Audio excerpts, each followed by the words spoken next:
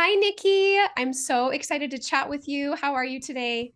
Carly, thank you so much for having me. You were such a fabulous guest on our podcast, and I'm thrilled to be here. Oh, it's going to be fun. I know we could talk all day, so we're just choosing a few topics today to dive into. Of I course. wanted to start with something I found on your website.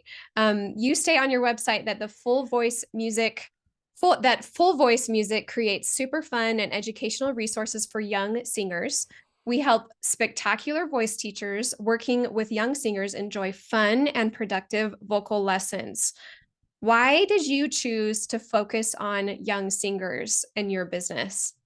Oh, that's a great question. So, and we get that question a lot. Um, there is a gaping hole in resources for young singers. And I mean, if you look at all the resources that piano teachers have, I mean, you have a choice of publishers, Mm, of genre, everything. There's just so much amazing stuff. When I first started teaching, there was nothing, like zero. So if you can imagine, a piano student shows up and you don't have a book for them, so how would you teach them? So that was the voice teacher's dilemma. And it got better as you got older, and of course, like, higher levels of repertoire and compilations of repertoire were available at the time, but there wasn't a lot for kids. So when I first started teaching voice, I used a lot of piano methods, and they were good to a certain extent. And I even looked at, like, violin programs, like hmm. for the littles. But oh my goodness, there was nothing for Wow. us. Yeah. So there was a hole in the industry, and I was complaining to my dad one day. I said, "Teaching is so hard, and I don't know what to do, and all these kids just they I don't know how to teach them, and it's just too much." And he's like, "Well, fix the problem. What's the problem?" And I was like, "Well, there's nothing for them." And he's like, "Well, fix it." And I'm like, "Okay." And that was 30 years ago. So Wow. yeah, so that's why we focus on the little ones, just to make sure there's lots of resources. I can think to when I started teaching young kids voice, I've taught occasional voice lessons throughout the years, mostly when I had a piano student who also wanted to learn voice. And I Sure. mostly would use like a Disney book, maybe, where it just had their vocal line with like Mhm. chords, or, a children's songbook or children's rhymes, things like that. But tell me, what have been some of your favorite resources to create that have been super helpful for those younger singers? Well, and I'm glad you brought that up, because I did the same thing. I would get the Disney books and the children's song books, um, and those were great. But like a piano method book, there was no, like, curriculum, like how to introduce quarter notes and rhythms and reading and stuff. So our first product that we created was our workbooks, and it was just an organized look at learning about music and reading music. And the funny thing was that we actually didn't put any repertoire in the books, because repertoire is very personalized. So we just thought it was easier to allow the teacher to do that. So the our first our first resource was just getting, like a piano method, minus the song, so breaking it into little activities, and just getting the kids, like, learning music and reading music, but using the voice as the main focus. That was the challenge. And we started, oh gosh, we started just with one page activity sheets, and we would test them with our students. And we noticed right away that there was far better engagement. And the other thing that we noticed is how excited the kids were to show their mom and dad that they had accomplished something in their lesson. So one of the byproducts of testing these worksheets was that we had better student retention, and we had parents who were more invested in the lesson. So we knew we were onto something. And then over a span of about 4 or 5 years, we organized those worksheets into leveled books.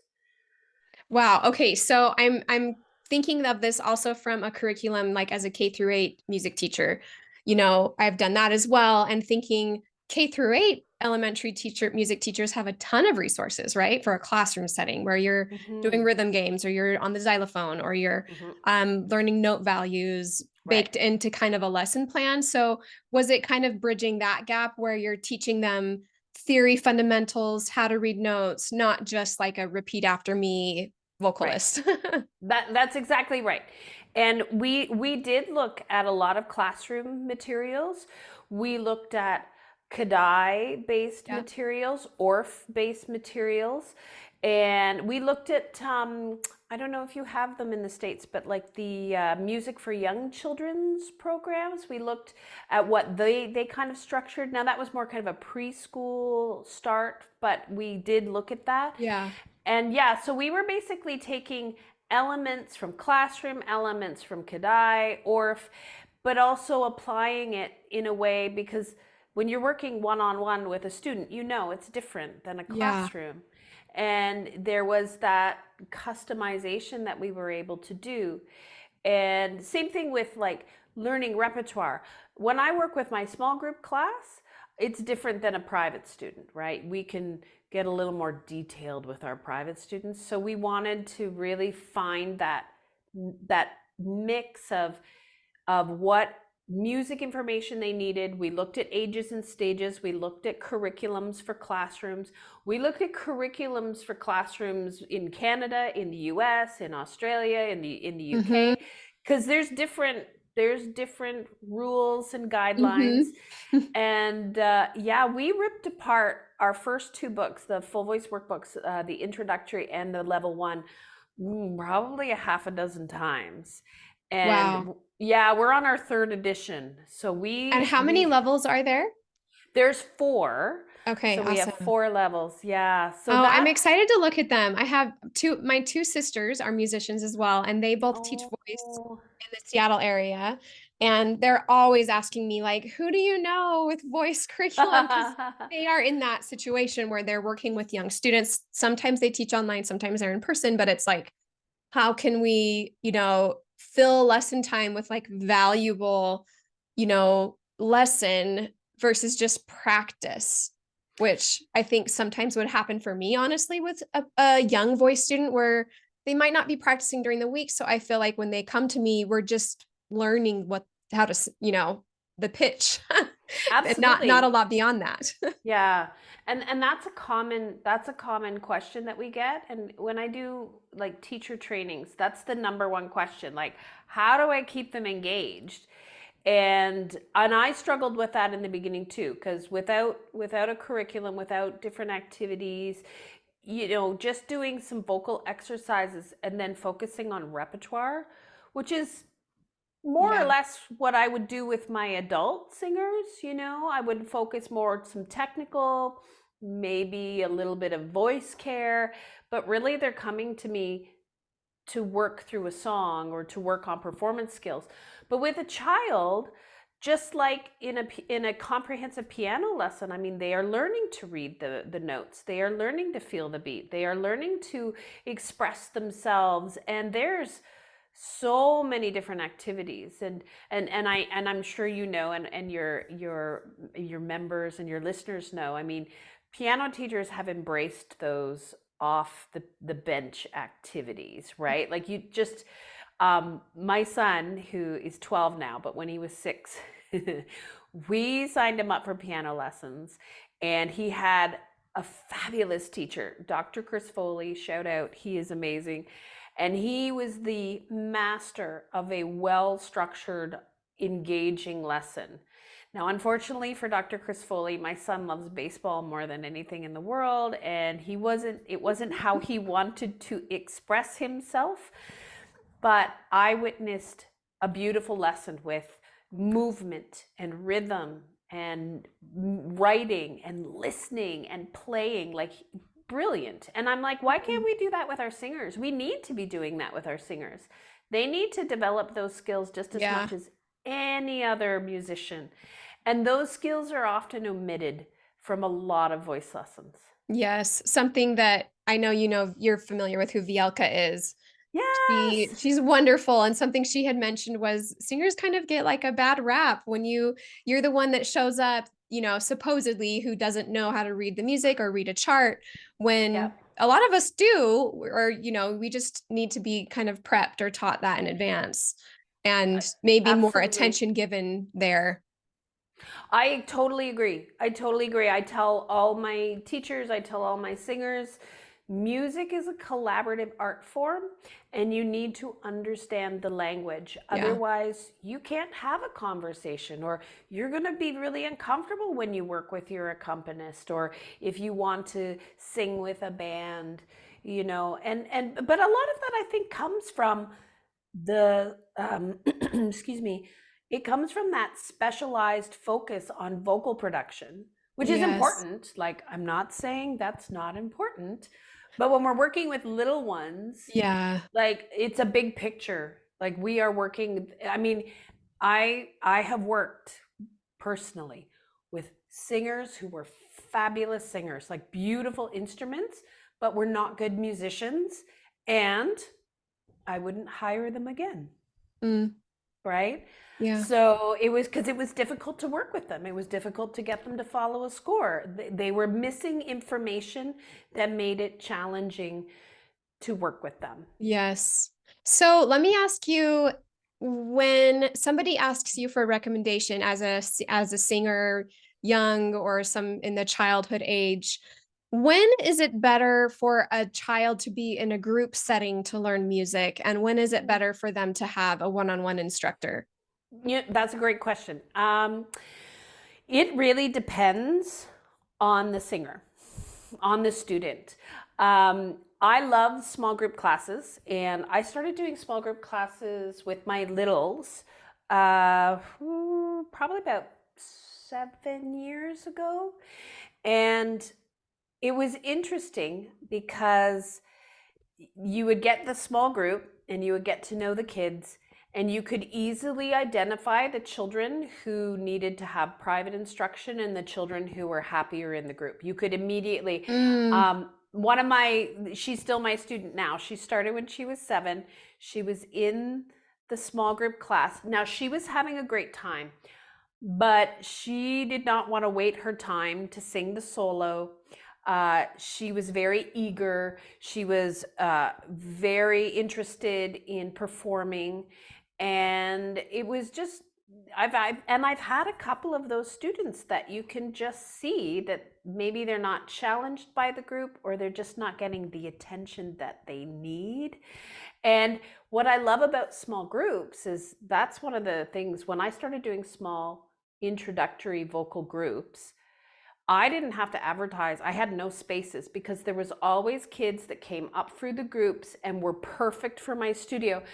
And I was always filling spots. So, my university bound students would leave and I would be sad, but I knew there was like a couple of voices in my classes that were ready to move into private. interesting. So it's kind of connecting them to that private. I Mhm. I was certified in the Let's Play Music method. I'm not sure, which is a wonderful program where it takes at age 4, so it's Mhm. pre-kindergarten age Yeah. to kindergarten and first grade, and then they connect you to a piano teacher, or Mm. you could be connected to a voice teacher, and they have connect teachers who are certified in this method so that they can take them from the exact structure of Right. the foundation of chords into Mm. piano, so they're not just Mhm. like jolted into a traditional piano lesson. Yeah, yeah. The one thing that I loved about the small group classes is singing is such a vulnerable act. And I would say, my first small group class, I had 6 Mm, kids, and which was a lot for me to handle because I'm not a classroom teacher and I don't have classroom experience. So when I moved away from doing private lessons to small group, it was pretty terrifying and there was some learning I had to do. Um, it was interesting because I had like 4, 5 really shy little girls, and I had one little girl who was just like an extra extrovert mhm. who and it was great that she was there because she gave her confidence, some of her confidence, you know, oozed out onto the not so confident singers, and there was a lot of support. And so there was the safety in Mm. numbers, which some children need. They just feel far more comfortable when they can engage with other students. And then there was that one little singer who was just ready to be on Broadway. And there was a really good energy there. And it took, you know, probably half of the semester for the five of them to really start to like volunteer to sing alone. But it was beautiful to see their confidence build. Yes, I think that's such a good point, that their personalities and their needs and the parents' desire for what they get out of the lesson Mm-hmm. can be, there's such a variety. Like there's so many So different much. goals, right? Like if some child is like very gifted and that's noticeable, they might need one-on-one because they're going somewhere with it, versus like they just need to learn some self-discipline and learn how to sit still and learn how to listen and comprehend, like Absolutely. all of the amazing skills you get from being in that setting with a group. Yeah. The nice thing for teachers, and one of the things that I always tell teachers is the nice thing about small group classes at the introductory level is it is a way for families to get started in musical instruction or in voice Yeah. instruction. And that's huge because I mean a private lesson fee is a commitment financially Mhm. and time wise. Um, and some families don't understand, maybe they don't understand the benefit, you know, Mhm. maybe they're just trying things out and they're not sure. I've had parents that were like, she is so shy. We don't know if this is going to be a good fit for her, but we want to encourage her. I've had parents that are like, her classroom teacher would really like to see her get some confidence. Maybe this will help. So for parents, it's very much we're going to just try this out. And I think a group lesson is perfect for that. Yeah. But what's beautiful for the teacher is you can identify the families that you do or do not want to work with on a private level. Like Mm. you've kind of onboarded the family. You know them. You Mhm. know, oh, are they going to pay you? You know, are they late with Yeah. payment all the time? Does the kid not show up? Like you can kind of gauge like interest level and the family and decide. And that just makes for such a smooth transition into private lessons. Mhm. Because when I get when I get an 11, 12-year old that's just starting, it's a good couple of months before I get to know them well enough that I can make connections with them, that I can find repertoire that they really like, that they Yeah. feel confident singing for me. That can take quite some time. And that can be stressful. It can be stressful for the kid, it can be stressful for the parents. A lot of that first onboarding, getting comfortable, managing expectations. Parents have all these questions. So Yeah. when they go through the group class, they know what's going on. They're Yeah. comfortable with you. It's really helpful to have that offer. If there's a voice teacher listening who's hearing, you kind of tell about both of these situations, do you have materials for group as well? I know you mentioned your workbooks. Are those able to be used in the group setting, or do you train on how to use those in the group setting as well? That's a great question. For the young introductory groups, it depends on how a teacher would want to set them up. I mean, to go through an entire workbook, I mean, depending on the student, it can take a good year to Mhm. go through complete a workbook. I usually recommend for little ones, I recommend that teachers use our songs and studies for kids books. Mhm. We have a new series which is a little more geared to like the young ones, so like 6 and 7 that are just getting started. And they're tiny little songs and little activities. And I think teachers will find that a little more friendly for getting started. Um, we have we have a teacher's guide. There's a full voice teacher's guide. Now, I want people to keep in mind it was written and published before the pandemic, and I do have goals to redo it to include a chapter on online teaching. I actually was able to move my small group class online quite successfui. Um, and we had a lot of fun, like a lot of fun. Um, but I would update, I'm probably gonna update that next year, maybe. Mhm. But we do lots of teacher trainings, and if people want to go to the Full Voice blog, I actually have blog articles that outline online lessons Awesome. for the Awesome. groups. Awesome. So, and it has links to free songs that we put out and free activities. So I would recommend that they check out Yeah, the Full Voice blog. starting there, that'd be awesome. Yeah, that'll get them So started. let's talk about that a little bit more. Hmm. For online teaching, you for those listening, they may not know you do that now Mm, fully yep, online, which is yep. unique. I would say very unique for voice teaching, especially. Hmm. And I wonder if you could choose maybe three things to help make online lessons with a voice student successful. Um, Oh, sure. three, I know that we could talk all day, but maybe there's three. Sure, sure. Okay. Maybe there are three that you feel like that here's a place to start if you've been struggling teaching voice online. Okay, yes. So the first thing that I would suggest to teachers, and something that I started doing, the first lesson of the term, whether I've been working with the student for a while or not, is what I call and this is in my lesson policies, is a tech setup lesson. And parents have to be there. They have to be set up in the room that the student is going to be singing in. I get a lowdown of what equipment they're using. We check the Wi-Fi signal. I want to know where their Bluetooth speaker is. I want to know what devices they are using. Singers need to have another device to play their tracks on their side. So I can't play the piano for them anymore.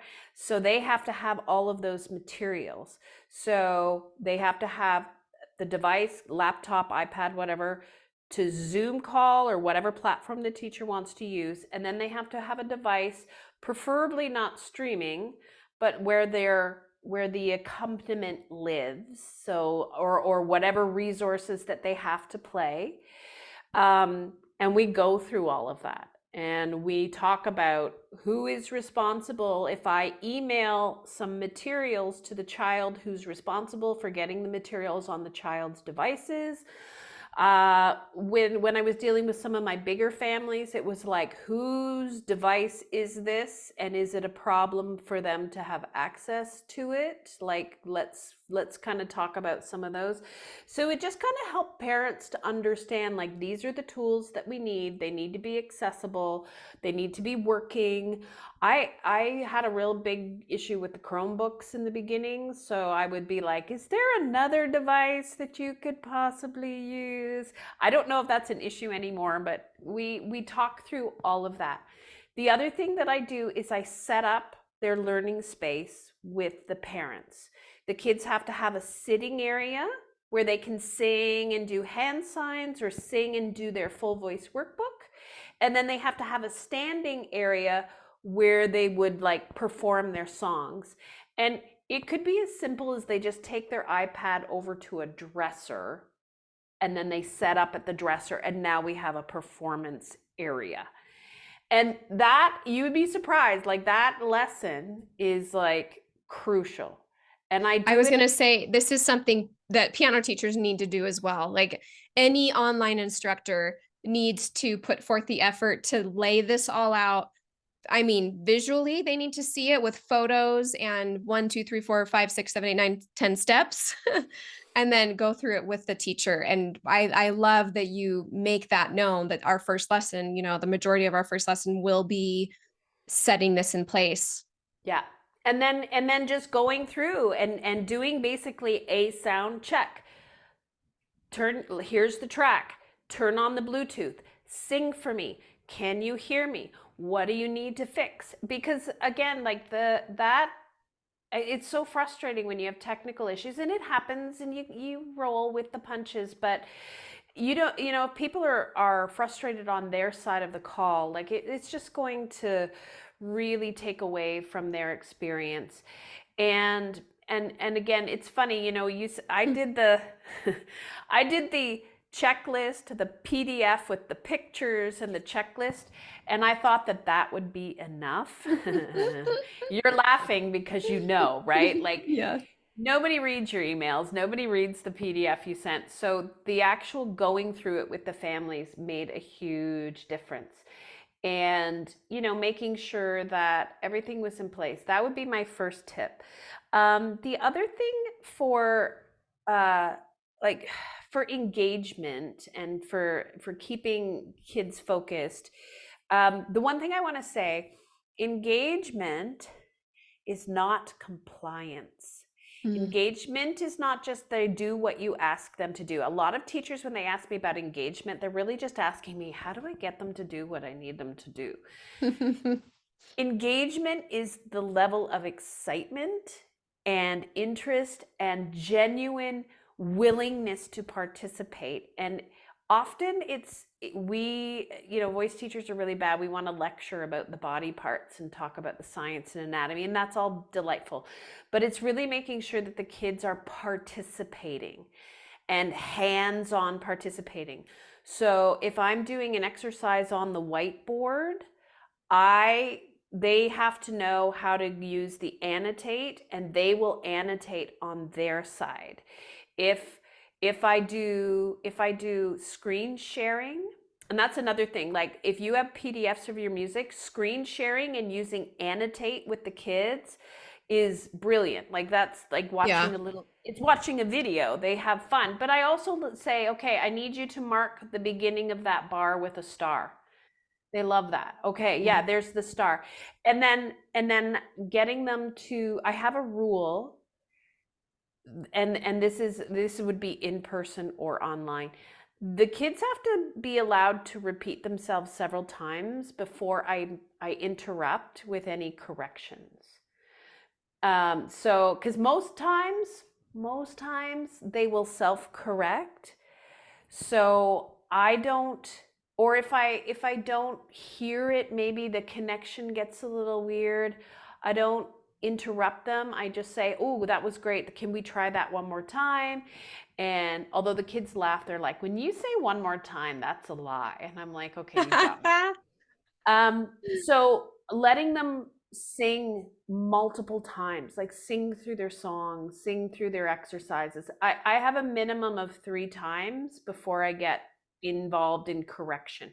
9 times out of 10, they self-correct by the third time. That's good. And it's kind of reducing the number of things that they're getting told, to do or Yeah, to yeah, fix. exactly. So that, I guess that's two. What's the third one? Um, I I love visuals and props.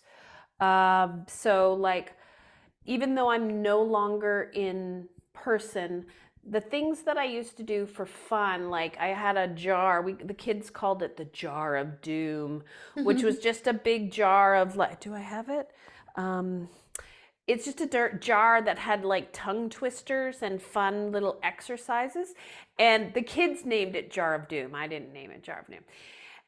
So they, in the in-person lesson, they would reach in and they would pull out whatever tongue twister. I obviously can't do that. So I do have the jar here, and I'll say to them, okay, you tell me when to stop. So they still have to Hmm. watch me, and then I'll hold up the tongue twister to the camera and we'll go from there. If I can, like my kids have little solfege flashcards on their side, so they can still be hands-on and we could still do activities where they are touching the flashcard. So again, participation, engagement, they're doing the moving, I'm not just showing them things. So anytime you can, make it kinesthetic, whether it's you doing something or having them do something on the other side, that keeps them engaged That's and great. happy. Yeah. Yeah. Great. Oh, those are so good. Yeah. This thought just popped in my mind because it's something that I know both of us have seen online is people love every chance they get to, I'm more specifically teachers, to say or to state that online lessons are less effective, period. Or, I sometimes I run ads about online teaching and people love commenting on my ads like, yeah, I did online lessons for, the pandemic, but I couldn't wait to go back to in person and I'll never do it again. Now, there aren't very many of them, but they're out there. So, as a Sure. voice teacher, what do you say to that teacher who wants to claim those things?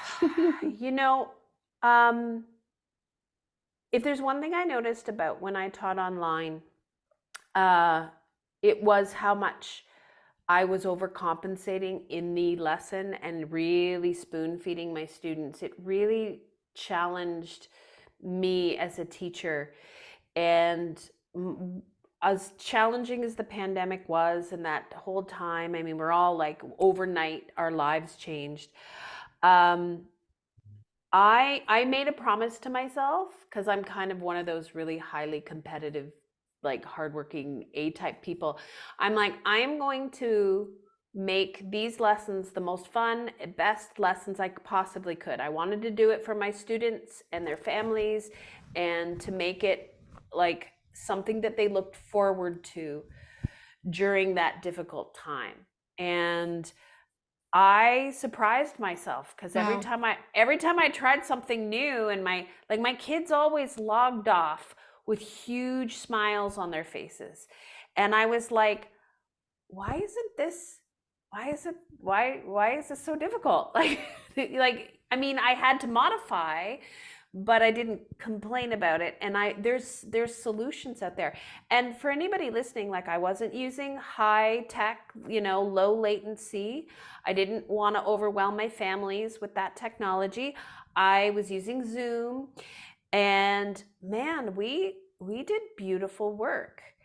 And it was the flexibility of being online that allowed my family to realize that, hey, you know what, we really would like to live somewhere else. And I'm not bound here by the studio. I don't have to stay here. And all of my students were like, yeah, no problem, of course, these lessons are fabulous. For voice teachers, uh, hmm, I don't want I don't want to offend anybody. Um, I think I think a lot of voice teachers struggle with engaging lessons in person. Mm, So if you are struggling with engaging lessons when you are in person, you are going to really struggle online. yeah. If you know how to connect with a child or anybody, it doesn't, not just a child. If you know how to make those connections, you can do it online just as well. If you are struggling with that type of engagement in person, you're not. It's gonna be hard online, really hard online. The So confidence, it's so true. The confidence of the teacher is everything. We've had teachers absolutely, who move across country or to another country as well, and they're always shocked that their students stay with them, but I never am. I'm right? like, of course they stayed with you. You're They love amazing. you. Yeah, absolutely. I wanted to say too, I have a lot of colleagues. So prior to the pandemic, I had done a few online lessons because, I was in Canada and we get these crazy snowstorms. And there was one winter where we had so many snow days that my families were getting really concerned about all the missed lessons because I Yeah. think there was something like we had had 8 snow days, and that's a lot. Like you might get 2, maybe 3, but that winter was horrible. So I started doing online lessons on Skype. It was Skype back then. Mhm. And it wasn't, I mean, it was new and it was exciting. And so I kind of had a little taste of it prior to the pandemic, which I think helped me transition.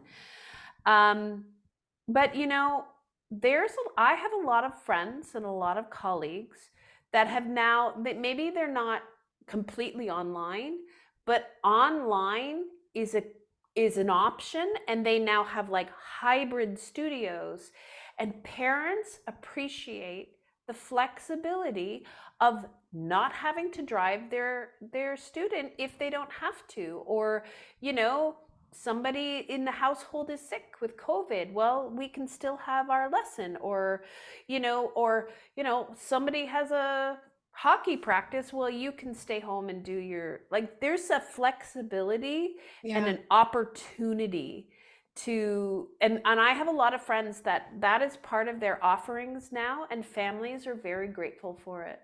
So, it's something to think about, from a business standpoint. absolutely. And it's not going anywhere. I think some people No. were concerned, like, gosh, I'm getting these new students that live in other places during the pandemic online because of referrals or they're finding me on Facebook.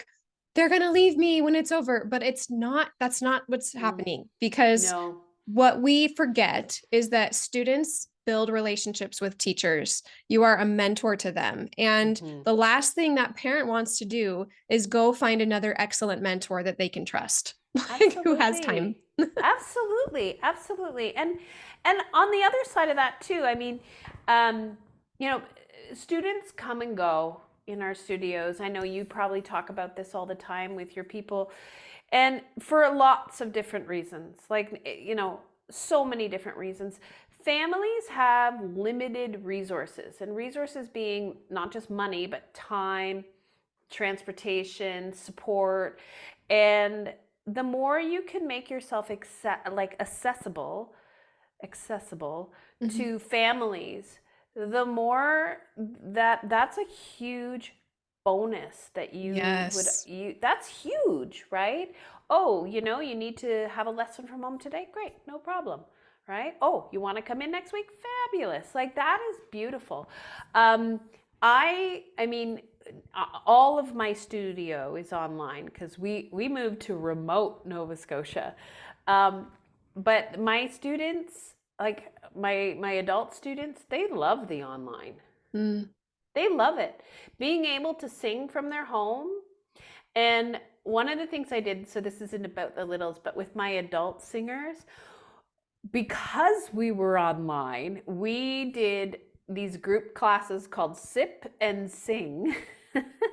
And because nobody was driving anywhere, if they wanted to have a little beverage, and they would, it was a performance class. So in their private lessons, we would be working on a song, and then we would have a sip and sing evening. Everybody would zoom in, and maybe you had a glass of wine, maybe a cup of tea, whatever you wanted, and you got to share your music, and they were fabulous.